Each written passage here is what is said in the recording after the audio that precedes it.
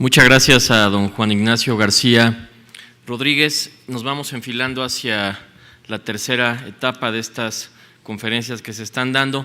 Quiero decirles que ya empecé a recibir algunas preguntas y sería un buen momento, si ustedes las tienen, las hicieran llegar a esta mesa de moderación. Obviamente falta todavía escuchar a Jean-Pierre Kingsley. Como ustedes ya se percataron, ya los que sí deseen hacerlo tienen un dispositivo de traducción para poderlo utilizar. Jean-Pierre habla bien español, pero se siente más cómodo hablando en otra lengua y evidentemente pues esperamos sus preguntas. Así que, Jean-Pierre, bienvenido y te escuchamos con mucha atención.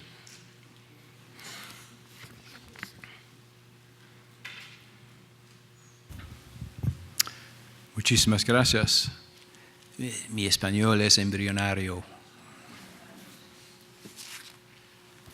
Buenos días a todos y a todas. It is always a pleasure. Siempre es un placer encontrar tantos amigos. As a matter of fact, it is heartwarming. Y la verdad es alentador. Y no sé si es así conforme pasa el tiempo, pero realmente disfruto la oportunidad de participar en este seminario para celebrar el Día de la Democracia. Pienso que esto se llevase a cabo en México, un país que desde 1993 y no hay traducción para compadre, entonces voy a decir para visitar a mis compadres mexicanos. El IFE y el Tribunal Federal y el Poder Judicial de la Nación son nuestras dos historias de éxito y por ello siempre me regocijo al saber que el liderazgo es ejercido por ambas organizaciones y esta mañana, sobre todo el IFE y los dos consejeros ciudadanos, quiero felicitarles y agradecerlos por parte de la comunidad internacional. Agradecería que me hagan llegar mis felicitaciones al doctor Leonardo Urraldes por su apoyo en esa iniciativa. Se suponía que yo iba a ser el primer ponente y abordar el tema si las elecciones contribuyen a la gobernanza democrática. Y había una segunda pregunta que era anticipando una respuesta positiva y dice que son los requisitos que se tienen que cumplir para lograrlo. Entonces era una pregunta ya cargada porque anticipaba una respuesta. Mi padre contestaba esas preguntas diciendo, ¿los caballos comen avena? Y voy a resistirme a hacerlo diciendo que pienso que tenemos que examinar más esta pregunta. Parece ser que faltaba una palabra en la pregunta. Las elecciones per se no necesariamente generan gobernabilidad democrática. El único tipo de elección que tiene como su objetivo la gobernabilidad democrática son las elecciones democráticas. Hemos sabido por mucho tiempo que los dictadores han entendido la importancia de las elecciones para utilizar y prepararse con respecto a la legitimidad que debe de transmitir una elección. Voy a decir que solamente las elecciones democráticas pueden hacerlo. Es un sine qua non para la gobernanza democrática. Pienso que también es importante que recordemos en estos momentos que cuando utilizamos la palabra democracia, estamos hablando de un concepto, estamos hablando de un ideal. La democracia no existe, es algo que seguimos buscando. Lincoln la describió como el gobierno del pueblo por el pueblo y para el pueblo, la mejor definición siempre. Y los griegos fueron los primeros en formularlo. Como concepto, diría que aún Lincoln, la forma en que lo dijo, enunció un ideal, un concepto, no una realidad. También quisiera decir que la semilla de la democracia fue plantada hace 10 miles de años. Y esta fue solamente cuando esta semilla pudo surgir de en medio de la tierra y cuando recibió los primeros rayos del sol que nuestros ancestros llegaron a ser seres humanos. Se percataron de la muerte de los seres queridos, se percataron del valor de su propia vida, más allá de ese instinto de sobrevivencia que todos los animales llevan. Con ello llegó una añoranza de comunicarse, de expresarse. La conciencia procede del latín, saber en conjunto. El único tipo de animal que sabe en conjunto con otras personas o está consciente de eso son los seres humanos. También al mismo tiempo surgió la idea de un alma y mencioné estos ejemplos también en otros foros. Las pinturas halladas en Francia y en España, las pinturas en las cavas, son las primeras manifestaciones que tenemos de arte y son manifestaciones de esta cosa, de esto lo que nos diferencia a los humanos de los animales. Esta evolución de ahí hasta hoy fue sumamente lento. En nuestros términos fue muy rápido si consideras los millones de años que nos llevó para caminar de este estanque y salir del agua y llegar a respirar aire. Entonces, al final del siglo XVIII, cuando vimos en Inglaterra, en Francia y sobre todo en los Estados Unidos, vimos que esto tomó forma. Empezó a tomar una forma muy importante. El progreso desde entonces ha sido exponencial porque pensamos nosotros que estamos en la cúspide de la democracia universal, pero la contribución de esos tres países fue un invento importante, fue revolucionario en términos de la evolución humana, la democracia representativa.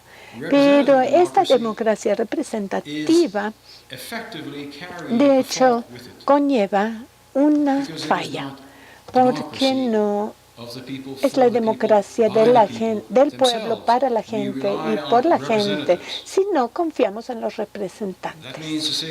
Esto quiere decir que yo opto que alguien me represente, delego a esa persona y esta persona es responsable frente a mí, pero lo hago junto con otros. No estoy solo, lo estamos haciendo juntos. Y por lo tanto pienso que es correcto decir que en el día de hoy la principal finalidad de la democracia es seleccionar los representantes para que ellos actúen por nuestra cuenta, pero teniendo que rendirnos cuentas, de modo que gobiernan para sacar la mejor solución al problema que enfrentamos, pero tienen en su centro establecer, mantener y mejorar los derechos humanos. Yo quiero que resuelvan todos estos problemas por mi cuenta, pero quiero que respeten mis derechos humanos cuando están haciendo esto. El objetivo que logramos entonces es la autoactualización del individuo. Para algunos, ciertamente, para mí, con eso basta para la democracia. Para otros, esto tiene hasta matices religiosos. Esto lo puedo aceptar y no es un problema para mí. Pero yo tenía que hablar del tema de cómo seleccionamos la gente. Y pienso que es importante que nos recordásemos por qué lo hacemos, por qué votamos por gente y por qué eso es un progreso significativo. Y algunas personas dicen de manera un poco pesimista, no sabemos qué va a pasar ahora que hemos visto evolucionar la democracia con el mundo árabe, que está llegando a toda esta acción. Y digo, no puede ser tan malo como era antes. Y número dos, pienso que hay una gran oportunidad para que las cosas mejoren y que la democracia llegue a instaurarse. Y la segunda pregunta que tenía que contestar es qué son los requisitos que se tienen que cumplir para que una elección sea democrática. Yo voy a hacer preguntas para contestar las preguntas como mi padre lo hacía para contestar preguntas obvias como si los caballos comen avena. Sabemos, como ya comenté, las elecciones democráticas son esenciales para legitimizar los resultados y el proceso mismo. Primero que nada, quiero decir que las elecciones son un proceso. Tiene que aceptarse como justo y equitativo por personas razonables y por el público en general. Los aspectos relacionados con el proceso electoral mismo son 5 que quisiera yo mencionar ahí. La independencia del cuerpo administrativo de la elección, y por eso estoy tan contento que IFE patrocine ese evento. La independencia de ese cuerpo, su independencia de la intervención política, no es lo mismo que autonomía.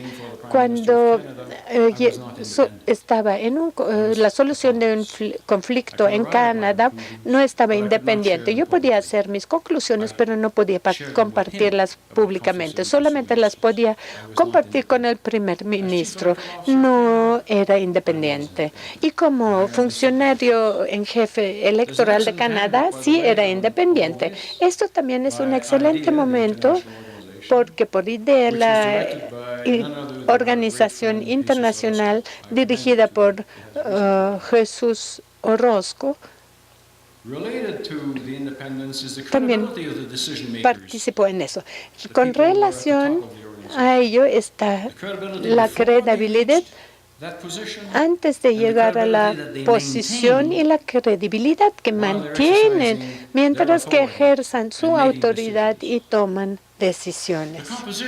La composición de la entidad electoral, tenemos que ver los números, y mientras más alto el número, más difícil de gobernar, y es un aspecto de la naturaleza humana.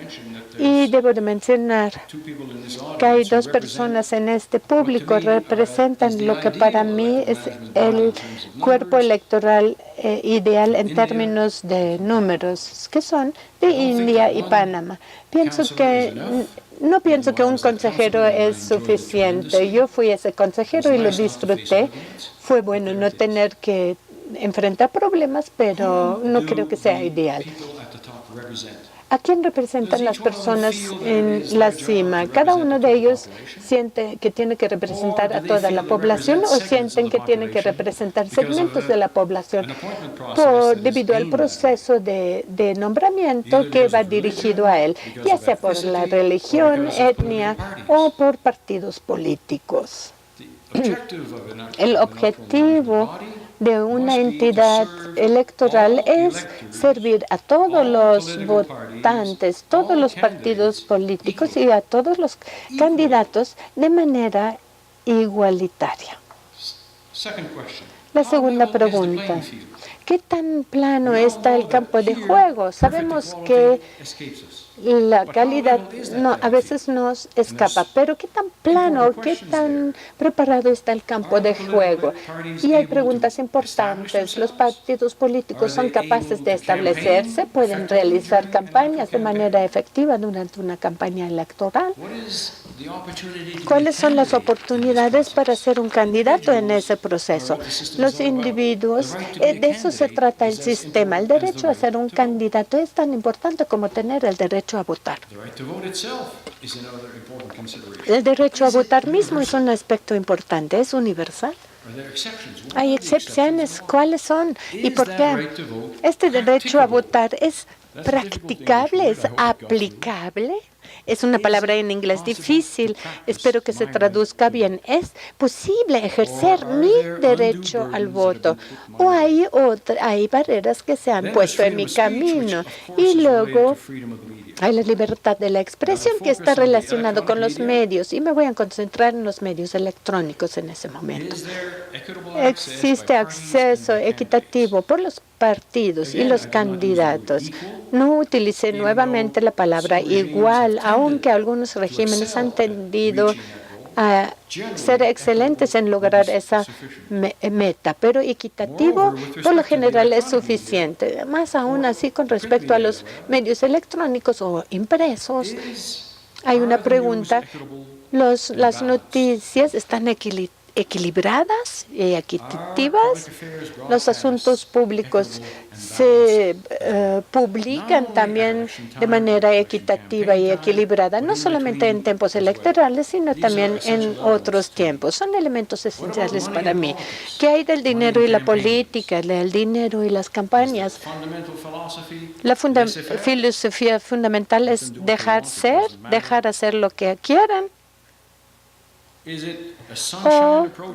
¿O es un enfoque de donde es suficiente que si saben que estoy dando 1 millón a ese partido, o basta con que sepan que yo recibí el $1.000.000 como candidato de fulano o perengano? ¿Es suficiente o hay límites impuestos sobre los gastos y también sobre las contribuciones, o límites sobre las fuentes del financiamiento y se tienen que justificar? Son las preguntas. Hay un sistema de quejas políticas accesible al público. El ciudadano tiene el derecho de quejarse del proceso debido a algo que le sucedió. Los candidatos y los partidos tienen el derecho de quejarse de sus opositores. Y reciben un trato justo en la respuesta de esas preguntas. Otro elemento. ¿Cuáles son los mecanismos para poner en vigor? Porque de hecho la gente comete crímenes durante las elecciones. A veces me pregunto por qué eso sucede, pero es porque hay una inocencia que es parte de mi naturaleza. La gente sí comete crímenes. ¿Este mecanismo es eficaz? Es otra pregunta. El último elemento que quiero comentar es el respecto a los medios mismos, no en el contexto de lo anteriormente dicho, sino en términos de la relación de la institución electoral con los medios. Porque ¿cuál es la relación del organismo electoral con el público? También es importante. Obviamente tiene que ser directo, pero también tiene que pasar a través de los medios.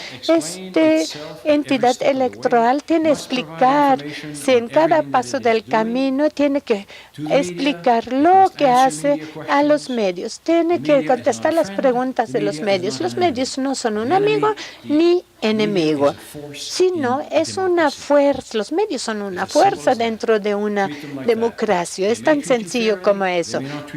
Tal vez te traten justamente, tal vez no. No es motivo por el cual ya no tengas relación con ellos. Y por último, y eso tiene que ver con el público, la relación con el público es fácil debido a la web. El punto es fácil. Todo mundo tiene que publicarse en la web, en la Internet, instantáneamente en términos de los resultados y de manera oportuna para todos. Les agradezco su atención.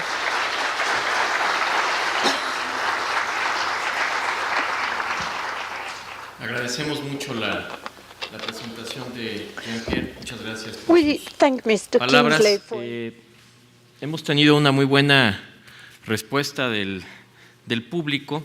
Así que si les parece bien, todavía no me han llegado preguntas para Jean-Pierre porque me imagino que están todavía digiriendo todo lo que él señaló. Sería útil también que si alguien tiene preguntas para Jean-Pierre me las hiciera llegar, pero voy a comenzar, si les parece bien, dando lectura a algunas preguntas que han llegado dirigidas a cada uno de los panelistas. La idea sería que cada panelista pudiera dar una respuesta en un plazo no mayor de 5 minutos. Sé que es difícil porque son muchas preguntas, pero simplemente con el propósito de poder cumplir con nuestro programa. Comenzaría con Gerardo Solís. Voy a hacer una serie de preguntas a él, le daremos la palabra y así iremos procediendo con nuestros demás panelistas. Enrique Serrano, de Tendiendo Puentes Asociación Civil. Felicitaciones por la presentación, es muy progresista. En México persiste la visión en la cual el voto es una mercancía de cambio para recibir un bien o un servicio. ¿Qué estrategias se podrían tomar para erradicar esta práctica antidemocrática? También José Luis Aguilar, de Innovación y Equidad Asociación Civil. ¿De qué manera se puede llevar a cabo la reforma electoral si todavía no se ponen de acuerdo los partidos en la reforma política? También dirigida a Gerardo Solís, este no trae nombre, pero dice: ¿cómo es el proceso de reforma electoral en su país? ¿El Tribunal Electoral puede proponer reformas? También para Gerardo Solís, de Fuente Anónima: ¿los partidos deben estar en el órgano electoral con voz y voto o más bien deben ser ejecutivos profesionales? Hoy aquí en México los partidos no se ponen de acuerdo para nombrar a los 3 consejeros electorales. ¿No sería mejor que fueran electos por concurso a través de la universidades? ¿Cómo nombrar a los altos miembros de los organismos electorales de manera imparcial? Esas serían las preguntas que han llegado, así que le pediríamos a Gerardo si nos pudiera dar sus comentarios. Muchas gracias. Gracias por la pregunta. La primera, sobre la mercantilización del voto. Yo creo que los organismos electorales tenemos una responsabilidad para establecer mecanismos dentro de la ley electoral de manera tal que exista igualdad de oportunidades para todos los candidatos para que puedan hacer llegar sus propuestas al electorado.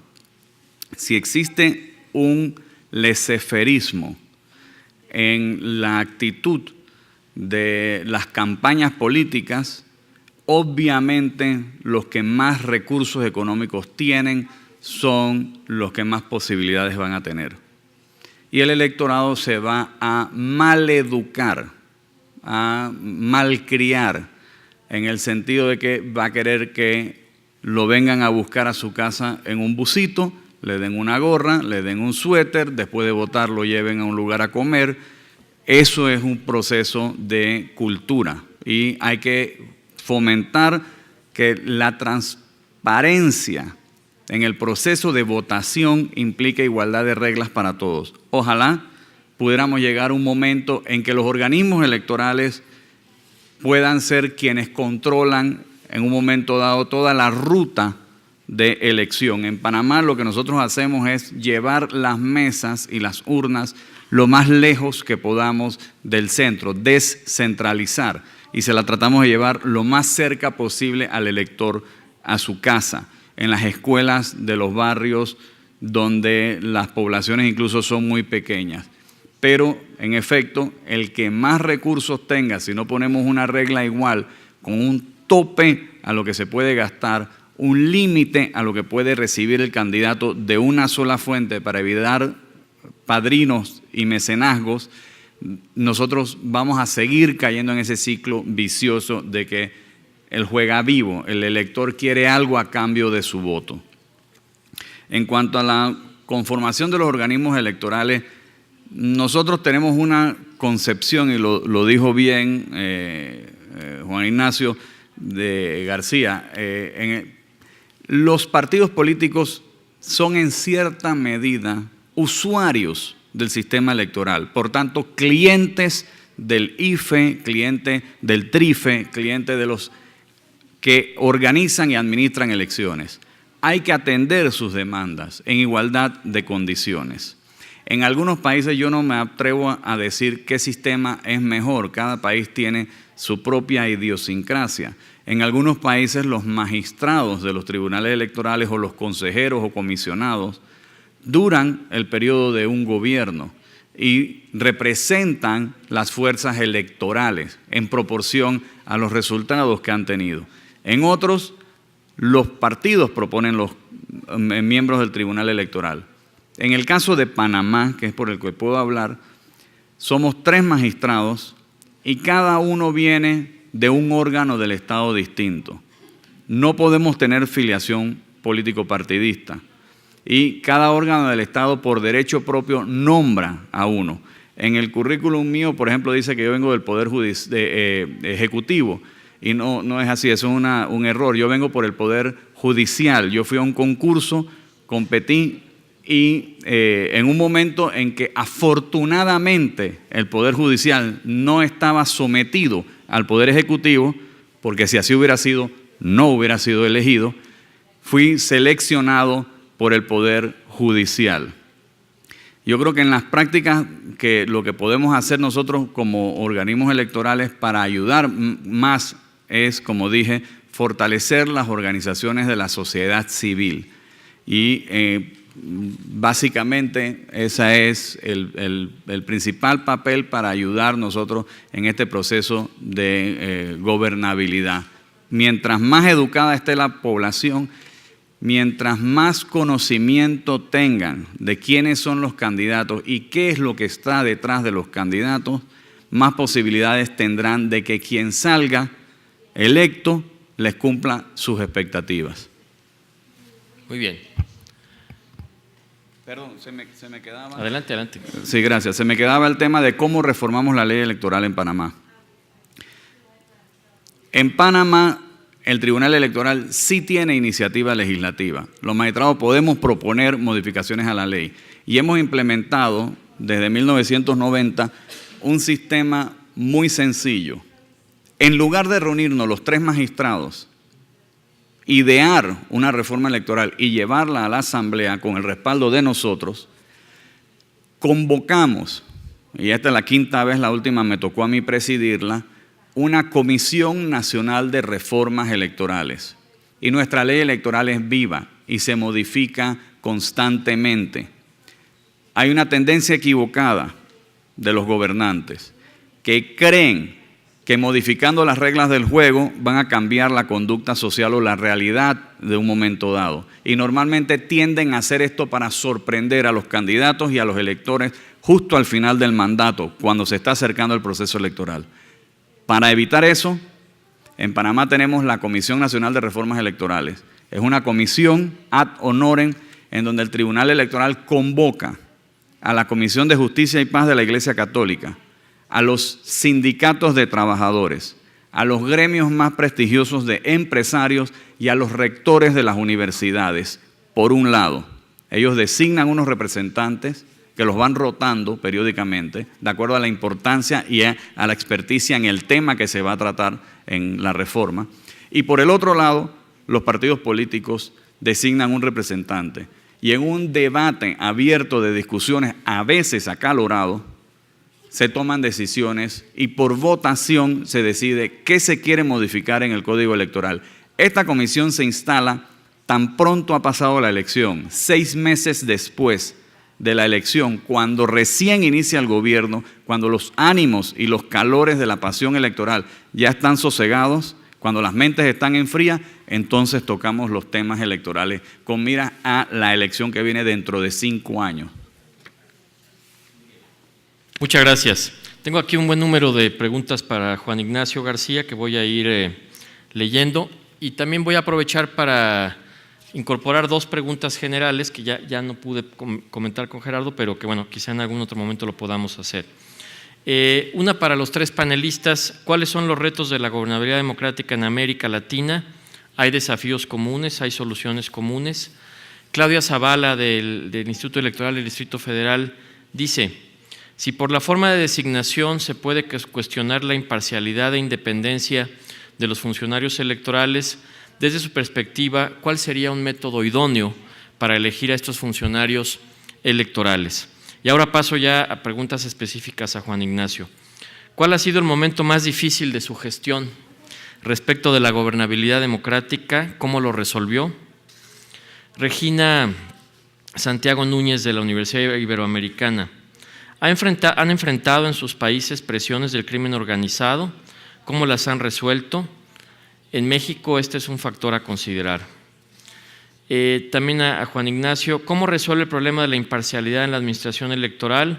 ¿Los funcionarios son neutros? ¿Eso es posible? ¿O más bien deben ser apartidistas que no apolíticos?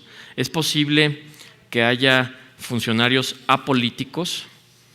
Marinela Huerta, ¿cuál es su opinión en relación a las atribuciones que tiene el IFE como fiscalizador de los recursos de los partidos políticos y responsable de la aplicación de los mismos?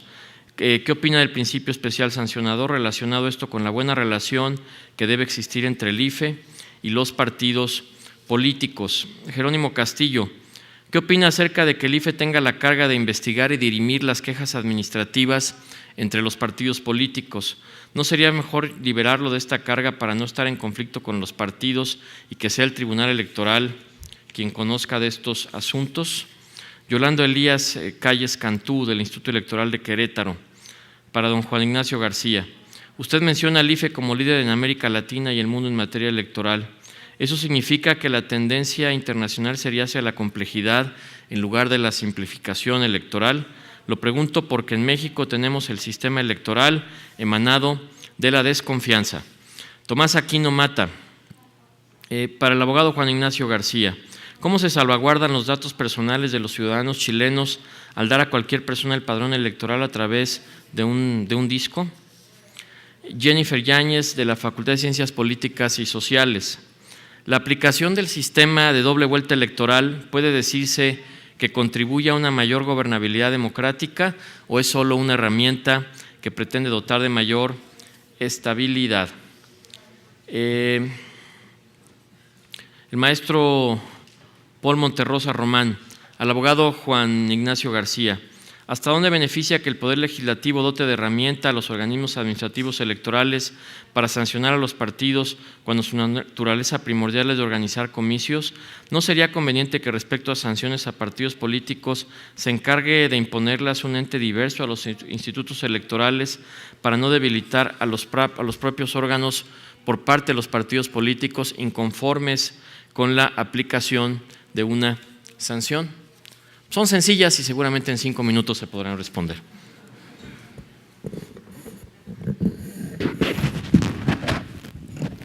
Muchas gracias por la pregunta, siempre a uno le ayudan a pensar un poco también. La pregunta más personal que se me hace ahí es ¿cuál es el momento más difícil de mis años en cuanto a la gobernabilidad? Bueno, obviamente la respuesta tendría que dársela que fue el plebiscito que fue derrotado Pinochet, que me tocó organizarlo a mí. O sea, yo no puedo ser más preciso el tema, digamos. O sea, en ese momento se jugaba la máximo que puede jugarse un organismo electoral, que es producir confianza en un resultado, cuando ese resultado además es vigilado por, en ese momento, un récord, 1.500 observadores internacionales que estaban en Chile. O sea, había que dar prueba de la blancura, ¿no es cierto?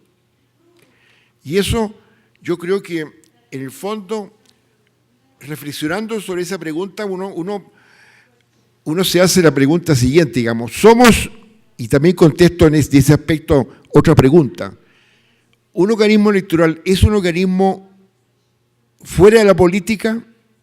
No. Es inevitable que si usted, por ejemplo, oyen hablar, vamos a modificar las leyes políticas, inevitablemente las leyes políticas involucran a los tribunales electorales, a los organismos electorales. O sea, somos un organismo que es parte de lo político. Y ahora me hago la pregunta lógica, digamos, ¿Qué es la política respecto a esto? La política dice todo, dice la frase, la frase común, digamos, la política es el arte de lo posible, ¿no es cierto? Bueno, yo le agrego, la política es el arte de dar confianza. Y ahí parte la base de un organismo electoral. Tiene que dar confianza. A pesar de que está dentro de lo político. Y ahí está el juego exacto de la situación. Ahí yo creo que esa respuesta tiene que hacer pensar a todos ustedes en lo que significa ser un organismo electoral en este momento de gran complejidad, que además todos estamos escuchando que al organismo electoral se le empiezan a dar más y más facultades. Fiscalizar partidos políticos, revisar lo que vamos a conversar en este seminario en otra ocasión. Cada vez, y aquí me bajo un poco hacia lo que es, no me bajo, me subo ante el personal del organismo electoral. La clave de un organismo electoral está en su personal, que sea profesionalizado y capacitado. Y eso va a dar más y más confianza en el organismo, ¿cierto? Si no contamos con ese personal sacrificado, muchas veces no entendido ni corresponde, ni ese mal remunerado, bueno, ese organismo es la clave de todo el sistema. También, junto con los integrantes de los tribunales, junto con los directores, todo lo que ustedes quieran. Es todo un todo. Así que ese es un mensaje que doy y que yo lo siento muy de adentro, porque yo fui y he sido funcionario. Ahora, otra pregunta que se me hace ahí que es muy interesante.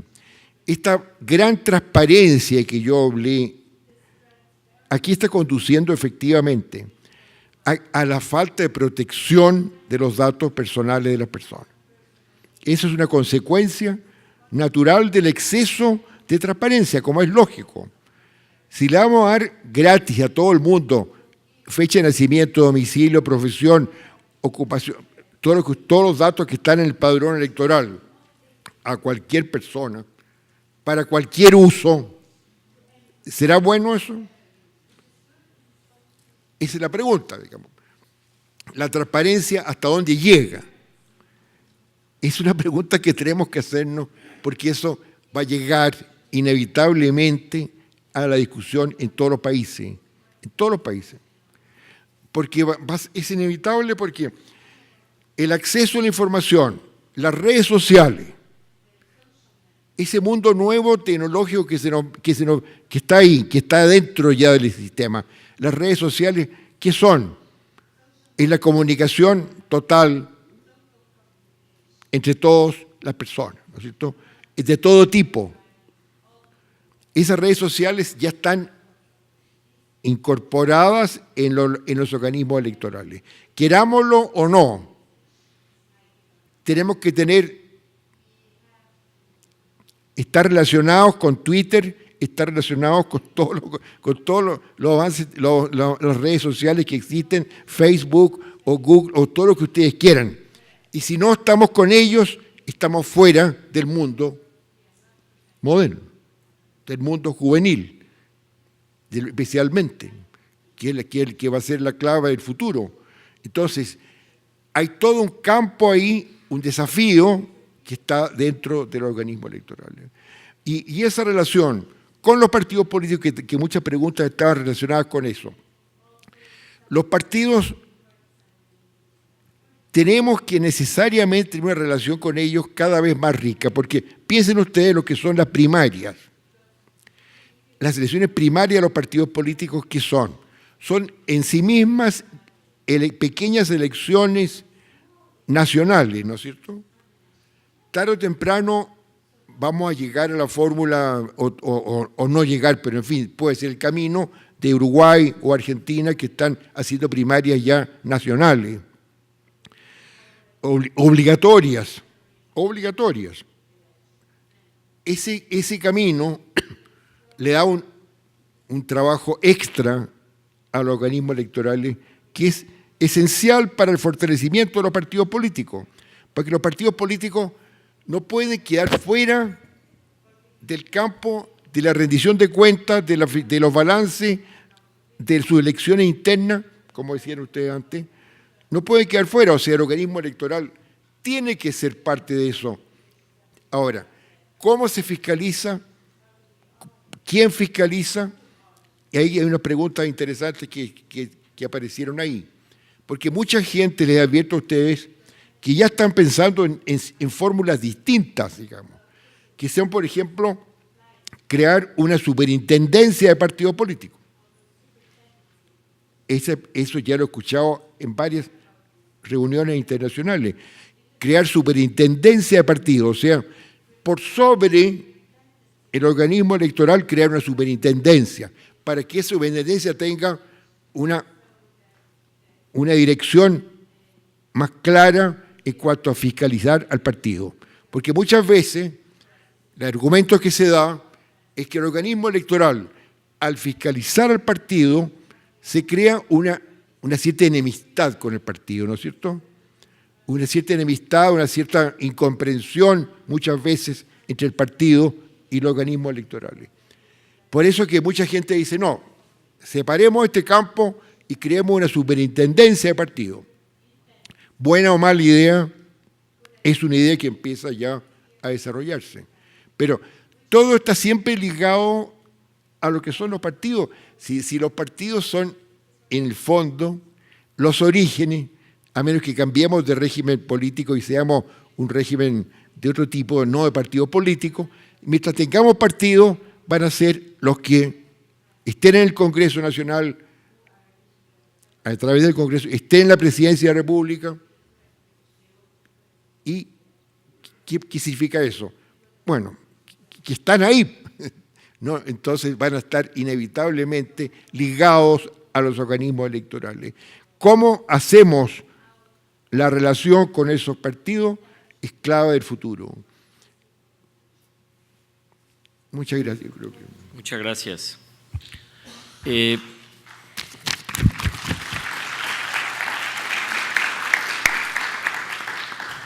Hay una buena cantidad de preguntas para Jean-Pierre, algunas un poco difíciles, probablemente porque están muy atadas al proceso político en México, pero por supuesto las vamos a poner sobre la mesa. De manera anónima le preguntan a Jean-Pierre, ¿usted cree que los miembros del órgano electoral deben ser partidistas como en Estados Unidos y así tener un equilibrio del terror? ¿O mejor deben ser administradores profesionales? ¿Cómo destrabar lo que estamos viviendo en México, donde los partidos no se ponen de acuerdo para nombrar a consejeros electorales porque todos quieren una cuota? Gloria Alcocer Olmos, de Fuerza Ciudadana. Si su opinión sobre la prensa es que deben ser tratados como una pieza más del sistema electoral y democrático, ¿qué opina de la insistencia de las televisoras por darle vuelta a la reforma electoral de 2007-2008 en México? Ejemplo, entrevista a Ernesto Cordero, solo pongo como contexto que es el exsecretario de Hacienda, renunció hace algunos días, el día de ayer por Joaquín López Dóriga. Jean-Pierre Kingsley también le preguntan, ¿considera usted que las autoridades electorales deben tener la facultad de hacer o proponer reformas? Gabriel Moctezuma, ¿cuál es el ámbito o límite ético y moral de un partido en el poder utilizando recursos, información y discurso político para golpear a sus adversarios? Como experto, ¿cuáles son los retos que considera que México tendrá presente en las elecciones de 2012? Medios, crimen organizado, financiamiento. Como presidente de Elecciones Canadá, ¿cuáles fueron los principales retos que enfrentó en materia de gobernabilidad democrática?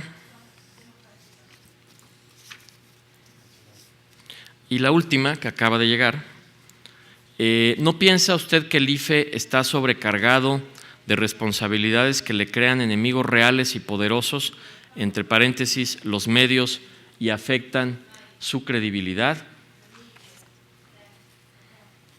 Y esta sí sería ya la última.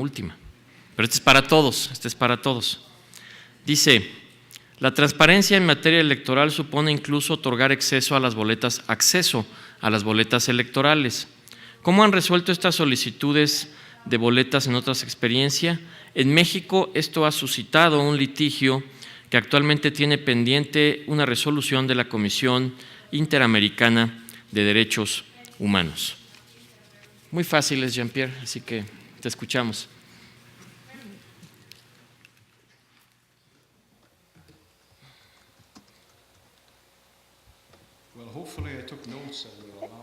Espero que tome las notas para permitirme entender y contestar las preguntas adecuadamente. Respecto a los consejeros, creo que a eso se refería la primera pregunta. En México no son nombrados políticamente porque mencioné el hecho que los miembros de estas entidades, el primer criterio en mi punto de vista debería de ser que desean representar a todo el electorado. Si han establecido una credibilidad en esta fase de su carrera, en donde esto se puede confirmar, no veo por qué debe de haber problema para elegirlos. Personalmente no estoy de acuerdo con que debe de haber entendimientos entre los partidos, tantos los nombras tú y yo otros tantos, es decir, por cuota, y pienso que debería de ser, y creo que hay muchos mexicanos que se ajustan a esa calificación. Y respecto a los consejeros que yo he visto en todos los años que he visitado a México, esto ha sido el modo de nombramiento prevalecente. Respecto a los canales de televisión y los medios, la pregunta realmente era, se me olvida cuál de las preguntas era.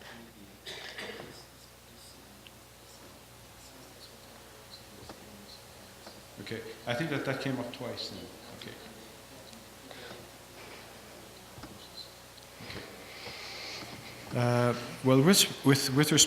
Respecto a los medios, estoy consciente del debate que ocurrió con las últimas reformas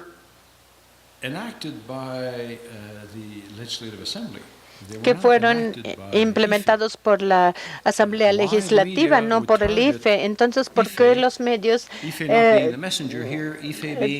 acusan al IFE? Porque IFE no es solamente el ejecutor de las opiniones de la Asamblea Legislativa. En mi opinión, es parte del proceso de maduración que debe darse con respecto a cómo los medios ven su rol en el sistema democrático que prevalece en México.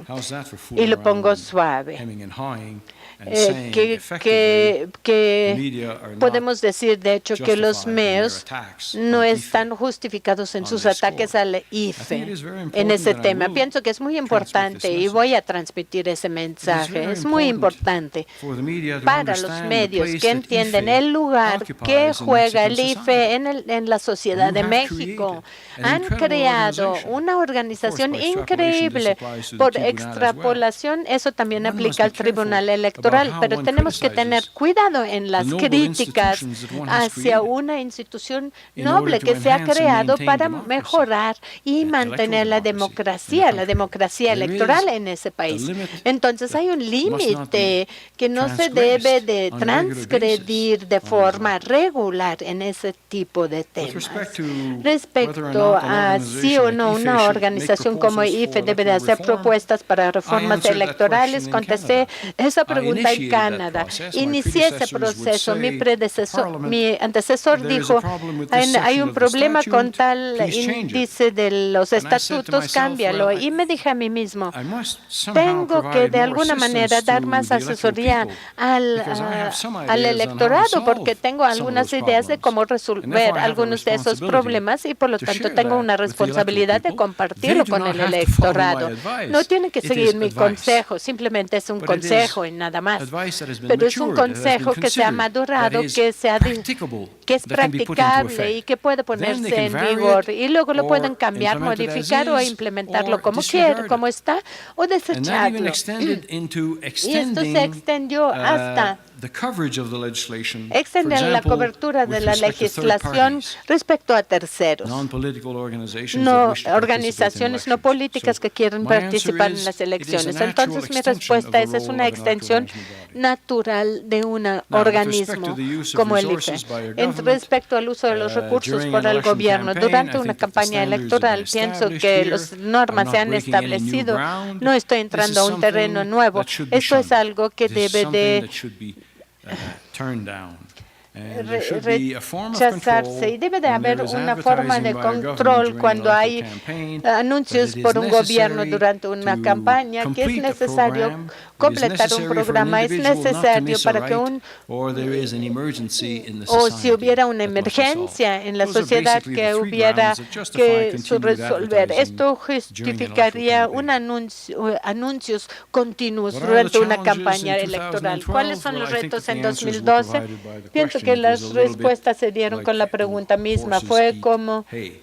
la Which pregunta my de que father si los caballos used to answer, as I told you comen before. avena, It will be que what la happens pregunta with que respect hacía to mi papá. security, how people Que, feel about this. que siente But la gente frankly, I will acerca tell de you los this, temas, pero lo I que know quiero IFE, decir es and que I el know that IFE lo everything that can conozca be done y sé will que be todo done lo que se because puede there's a hacer lot se va a of hacer porque intelligent people hay muchas thinking about personas those types of inteligentes que problems. están On the preguntándose political acerca front, de estos I will temas. leave En el that to frente others. político That has ese never tema been lo my dejo a otros. concern. Nunca ha What are sido going to be mi the political inquietud problems in cuáles van a Canada ser at los the election, problemas and I políticos don't en think that Canadá that en la is the elección problem y of no an IFE creo que in es Mexico. tema que le toque a una institución como el IFE en There was a México. question about my Había main una pregunta challenges. sobre los retos principales Canada has existed since míos. 1867 Canadá existe as desde a democracy. 1867 como una In democracia. En 1920, 1920, la entidad de elección fue creada. Fue la primera entidad independiente, una comisión de una sola persona que, como dije antes, fue muy agradable y sigue siendo un buen organismo.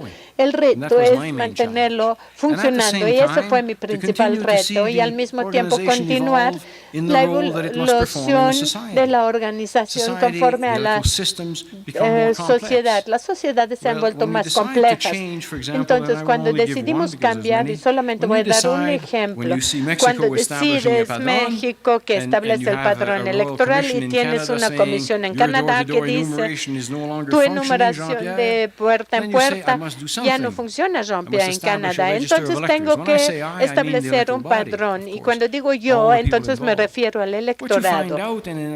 Y entonces en una democracia lo que se indaga es que una buena idea no automáticamente es aceptada. La fortaleza de la democracia es que los cambios tienen que seguir un proceso muy arduo. Hay muchas personas que se tienen que convencer y sin importar cuán fuertes son tus argumentos, siempre habrá opositores. A la fecha hay gente en Canadá que si quieren remontar al sistema de enumeración puerta en puerta como se hacía anteriormente.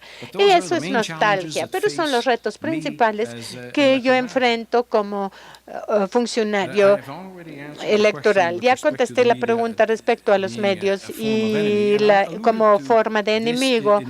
Y también lo mencioné, no son el enemigo ni el amigo. Eso es un error que algunas entidades hacen, que piensan que los medios son el amigo.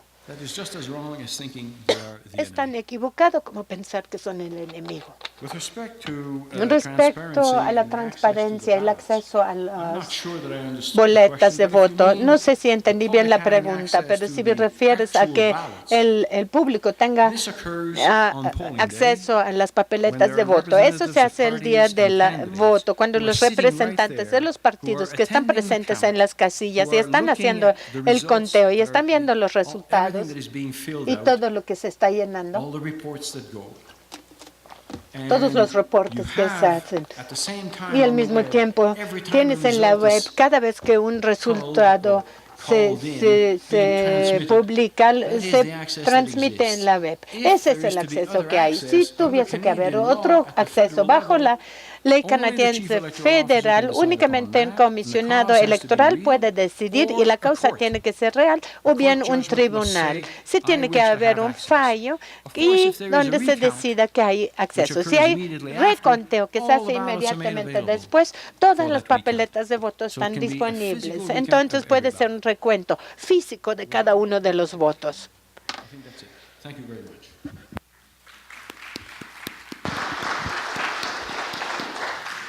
Pues no me queda más que agradecer la presencia de nuestros excelentes ponentes, agradecerle a Gerardo Solís, agradecerle a Juan Ignacio García, agradecer a Jean-Pierre Kingsley y simplemente decir finalmente a nombre del IFE, la gran tragedia de ser moderador es que uno tiene que estar escuchando puntos de vista muy interesantes, vienen preguntas muy interesantes, pero uno debe de tratar de resistir la tentación de transformarse en un cuarto expositor. Sin embargo, tiene una gran ventaja, que tiene uno el micrófono, y eso le permite a uno poder por lo menos decir algo.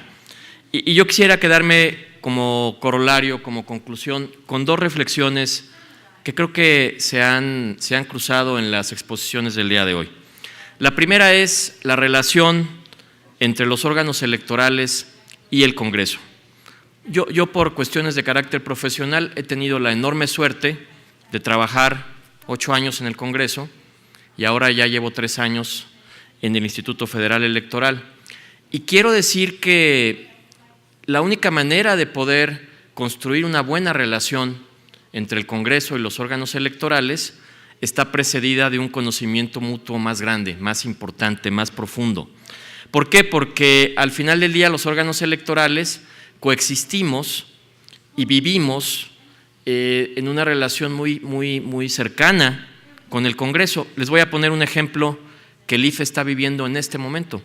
El IFE es un órgano autónomo, independiente, solo que esa autonomía y esa independencia tiene un límite financiero. El IFE no puede recolectar de manera autónoma sus recursos, sería algo excepcional, yo nunca lo he visto en el mundo. Entonces el IFE está obligado a acercarse a la Cámara de Diputados con toda independencia, a decir estas son las necesidades financieras que tiene la institución y por supuesto los diputados, que además en el caso del IFE, como ustedes saben, el Poder Legislativo tiene asientos en el Consejo General, eso es una característica muy especial del modelo electoral democrático en México. Se da un diálogo que además se ve involucrado también con la opinión de la sociedad civil, con la opinión de los periodistas, con la opinión de los críticos, con la opinión de las personas que aparecen en los programas de radio y televisión, y es un proceso complejo. A mí me ha tocado con mis compañeros llevar el proceso de 2 negociaciones, casi 3 negociaciones del proceso de presupuesto, y créanme que son de esos temas que deberían de profundizarse y estudiarse más. ¿Por qué? Porque en la medida que exista esta relación de interdependencia entre el órgano electoral y el Congreso, pues evidentemente tendrán que existir tensiones, pero que también deben resolverse con inteligencia, tratando de poner sobre la mesa los argumentos. Y algo que alguno de los panelistas digo que me parece extraordinario, la capacidad del órgano electoral de poner en la opinión pública sus puntos de vista y hacerlo de manera abierta, defendiendo sus puntos de vista cuando no se está de acuerdo, diciéndolo, pero también reconociendo cuando se tienen avances. Yo creo que esta reforma de 2007-2008 que tantas opiniones ha despertado, pues ha demostrado desde mi óptica que el país es cada vez más democrático y que permite este debate. Y segundo, el tema de la relación entre los órganos electorales y los medios. Por supuesto, el caso mexicano es un caso excepcional porque el Instituto Federal Electoral, a partir de esta reforma, tiene atribuciones legales para la sanción en caso de violaciones al modelo de comunicación política. Esto no lo vemos de manera muy profusa en otras partes del mundo. Y evidentemente yo coincidiría con Jean-Pierre Kingsley en el sentido de que me parece un reduccionismo absoluto tratar de ver a los medios como buenos o malos. Yo creo que en una sociedad abierta no hay buenos ni malos. En una sociedad abierta se mueven intereses, se representan condiciones políticas, se externan puntos de vista, y si una cosa he podido aprender yo en mi gestión como consejero electoral es que, y también aquí hay colegas míos del Instituto Electoral del Distrito Federal, de otras instituciones, es que el consejero electoral y el órgano electoral debe estar preparado para entrar en los debates públicos que se dan. Y es en estos debates donde todos aprendemos. Yo jamás he considerado que esta visión, para mí reduccionista, de buenos y malos, le ayude ni a los medios, pero mucho menos le ayuda al órgano electoral. Yo sí quisiera pensar, y lo decía ayer en la reunión que tuvimos en Guadalajara, que el IFE en estos casi 21 años ha logrado construir confianza, que es algo que mi colega de Chile mencionaba con frecuencia, gracias a la alianza estratégica que ha tenido con los medios. Y yo sigo pensando que esa alianza en los grandes temas de consociación, en los temas amplios, es una alianza fundamental. ¿Cómo podríamos llegar a los 7 millones de mexicanos que tenemos que capacitar en los próximos meses si no tuviéramos esta alianza? Eso no significa que seamos inmunes a la crítica. A mí me parece que la crítica siempre construye, la crítica ayuda en varios sentidos, de aquí para allá y de allá para acá. Así que, pues simplemente quedan estas dos reflexiones. Obviamente no podemos decir que alguien tiene la verdad absoluta en torno a estos temas, pero ayuda mucho y refresca haber escuchado pues, a 3 expertos de 3 países que tienen sus peculiaridades. El modelo canadiense, que es un modelo muy cercano al IFE, por cierto, desde la fundación del IFE. El modelo chileno, que es un modelo que en México siempre es revisado con mucho cuidado, con mucha admiración. Entre Chile y México hay vínculos muy importantes, y la experiencia panameña, que también ha puesto sobre la mesa pues un modelo de desarrollo electoral pues muy importante. Así que a nombre de la organización de este evento, a nombre de Manuel Carrillo, tengo entendido que va a dar ahora algún anuncio, pero a nombre de la moderación de esta mesa y de mis colegas, pues les agradezco mucho su participación y espero que por la tarde nos acompañen en las siguientes actividades que tendremos. Muchas gracias.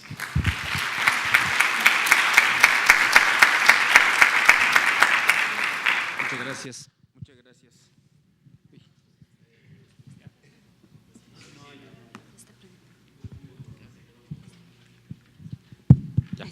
Bueno, muchas gracias a todos ustedes, muchas gracias al señor consejero, a los panelistas, a ustedes igualmente. El siguiente panel, como verán, es a las 2:30. En los horarios mexicanos pues, es un poco ortodoxo, pero ya somos el único país en el mundo que seguimos comiendo a las 3 y 4 de la tarde. Los amigos internacionales estamos preparando para ellos para un almuerzo, pero hemos hecho un adelanto de tal manera que todos los aquí presentes, si gustan quedarse a tomar un lunch en el comedor del instituto, aquí en unos 10 minutos están unos boletos para que se los puedan repartir y puedan ustedes comer algo aquí en el comedor de nuestra institución. De otra forma hay lugares también un poco cercanos, pero la idea es invitarlos a ustedes a las 2:30. Me parece que vamos a tener un panel sumamente importante. Tenemos a nuestro comisionado de la Comisión Electoral de la India. No es nada común que tengamos aquí ahora sí que al representante de la democracia más grande del mundo, 780 millones de electores, que nos hablen un poquito de las cosas que también cómo se viven por allá. También el señor Richard Sudriat, que vivió casi 19 años al frente de la Fundación Internacional para Sistemas Electorales, el señor Don Guyen, y ahora como ponente tal cual, y el Ciro Murayama, que estará con nosotros en este panel vespertino. En verdad, muchas gracias a ustedes y como se los prometimos, era de calidad el panel. Muchas gracias.